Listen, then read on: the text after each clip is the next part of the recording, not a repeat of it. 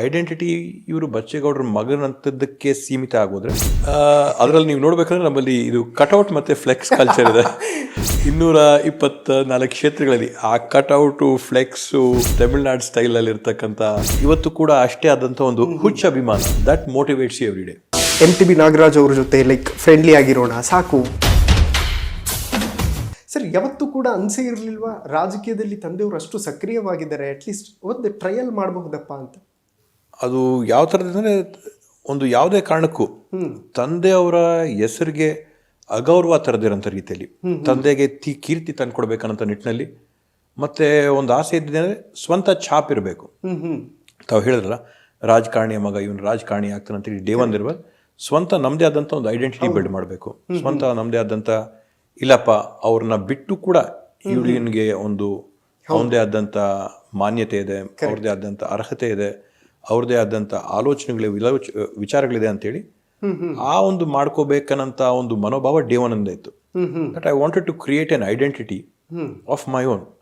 ನನ್ನ ಐಡೆಂಟಿಟಿ ಇವರು ಬಚ್ಚೇಗೌಡರ ಮಗನಂತದ್ದಕ್ಕೆ ಸೀಮಿತ ಆಗೋದ್ರೆ ಅದು ನನಗೆ ಸಾಲದೇ ಆಗಿತ್ತು. I wanted my identity. Okay, in fact ನೀವು ಕ್ರಿಯೇಟ್ ಕೂಡ ಮಾಡ್ಕೊಂಡಿದ್ದೀರಿ. So the idea was, so I think ತಾವು ಪೊಲಿಟಿಕ್ಸ್ ಇಂದ ಯಾಕೆ ದೂರ ಇದ್ರಿ ಅಂತ ಹೇಳಿದ್ರೆ ಬಹುಶಃ ನಾನು ಭಾವಿಸೋಂಥದ್ದು ಅದೊಂದು ನಂದು ಕ್ಲಿಯರ್ ಕಟ್ ಪಿಕ್ಚರ್.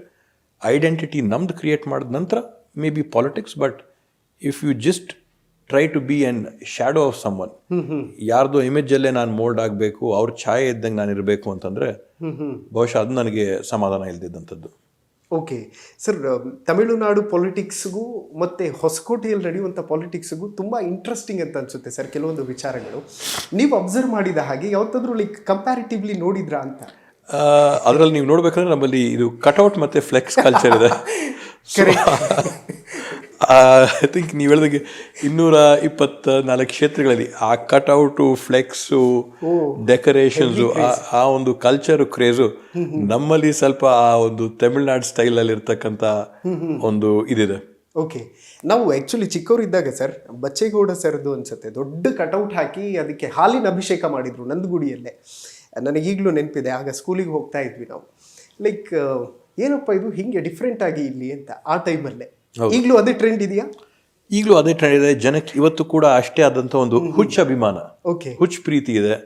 ಸೊ ಅದೇ ನಮ್ಮ ವಿಶೇಷತೆ. ಅದಕ್ಕೋಸ್ಕರ ಇವತ್ತು ದಿನ ಬೆಳಗ್ಗೆ ಎದ್ದೇಳಕ್ಕೆ ಒಂದು ಮೋಟಿವೇಶನ್ ಏನು, ಜನರ ಮಧ್ಯೆ ಸೇವೆ ಮಾಡ್ಬೇಕಂದ್ರೆ ಈ ಒಂದು ಹುಚ್ಚ ಪ್ರೀತಿನ ಏನು ಕೊಡ್ತಾ ಇದ್ರಲ್ಲ, that motivates you every day. Okay sir, ಎದುರಾಳಿಯನ್ನು ಎದುರಾಳಿಯಾಗಿ ನೋಡ್ತೀವಿ, ಅದನ್ನು ಹೊರತುಪಡಿಸಿ ಅವ್ರ ಜೊತೆ ಸ್ನೇಹ ಆಗಲಿ ಅಥವಾ ಬಾಂಧವ್ಯ ಆಗಲಿ ಅಷ್ಟು ಬೇಗ ಕನೆಕ್ಟ್ ಆಗೋದಿಲ್ಲ. ಯಾವತ್ತಾದ್ರೂ ಟ್ರೈ ಮಾಡಿದ್ರ MTB ನಾಗರಾಜ್ ಅವ್ರ ಜೊತೆ ಫ್ರೆಂಡ್ಲಿ ಆಗಿರೋಣ ಸಾಕು, ಇಷ್ಟು ವರ್ಷ ಪಾಪ ಅವ್ರಿಗೂ ಏಜ್ ಆಗಿದೆ, ಫ್ರೆಂಡ್ಲಿ ಆಗಿ ಮೂವ್ ಆಗೋಣ ಅಂತ ಒಂದು ಸಂದರ್ಭಗಳು ಇವಾಗವರೆಗೂ ಉದ್ಭವ ಆಗಿಲ್ಲ. ಬಹುಶಃ ಕಳೆದ ಒಂದು 3-3.5 ವರ್ಷದಲ್ಲಿ ತಾವು ಹೇಳ್ದಂಗೆ ಒಂದು ಜಿದ್ದಿ ರಾಜಕಾರಣನೇ ನಡ್ಕೊಂಡ್ಬಂತು. ಹೌದು, ಅದರಲ್ಲಿ ಚಪ್ಪಾಳೆ ತಟ್ಟಕ್ಕೆ 2 ಕೈ ಬೇಕಾಗಿದೆ.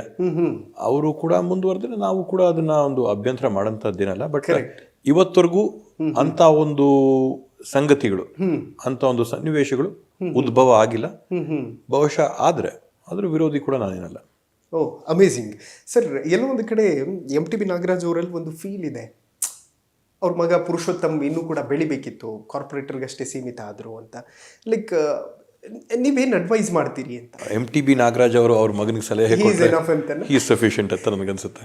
ಅಮೇಝಿಂಗ್. ವೆಲ್ ಸರ್, ಫೈನಲಿ ಕಾರ್ಯಕ್ರಮದ ಮುಖಾಂತರ ಏನು ಹೇಳೋದಕ್ಕೆ ಇಷ್ಟಪಡ್ತೀರಿ ಸರ್? ಇವತ್ತು ಕಾರ್ಯಕ್ರಮದ ಮುಖಾಂತರವಾಗಿ ನನ್ನ ಒಂದು ಸಂದೇಶ ಏನಂತಂದರೆ, ಇವತ್ತು ನಾವು ನೋಡ್ತಾ ಇದ್ದಂಗೆ ಜನಕ್ಕೆ ರಾಜಕೀಯದಲ್ಲಿ ರಾಜಕೀಯದಲ್ಲಿ ಒಂದು ಇಂಟ್ರೆಸ್ಟು ಕರೆಕ್ಟ್ ಕಡಿಮೆ ಆಗ್ತಾ ಇದೆ. ಹೌದು, ಎಲ್ಲರೂ ಕೂಡ ರಾಜಕೀಯದಲ್ಲಿ ಸಕ್ರಿಯವಾಗಿ ಪಾಲ್ಗೊಳ್ಬೇಕಾಗಿದೆ.